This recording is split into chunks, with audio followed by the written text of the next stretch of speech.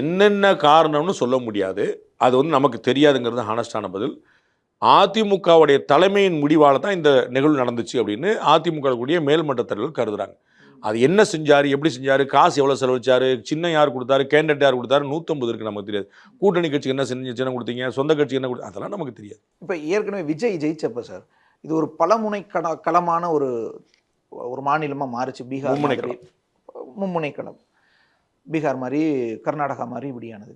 இப்போ அதிமுக தாவேகா பக்கம் நகர்ந்துருச்சுனாவோ அல்லது பிளவுகள் மேலும் நடந்துச்சுனாலோ அப்ப மீண்டும் திமுக வர்சஸ் தாவேகா விஜய் சொன்ன மாதிரி அந்த இடத்துக்கு தான் போய் அரசியல் ரீதியாக அப்படிதான் இருக்கும், கொள்கை ரீதியாக பாஜகவுக்கு ஒரு ஸ்பேஸ் கிடைக்கும்.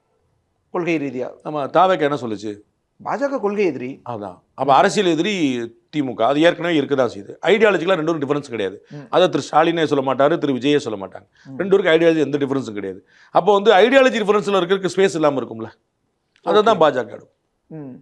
ஸோ அப்போ பாஜக வர்சஸ் யாருன்னு மாறலாம்? டிவிகே தான். ஓகே, டிவிகே வர்சஸ் பாஜகன்னு மாறலாம். டிவிகே வர்சஸ் டிஎம்கே பொலிட்டிக்கலா, டிவிகே வர்சஸ் பிஜேபி ஐடியாலஜிக்கலா,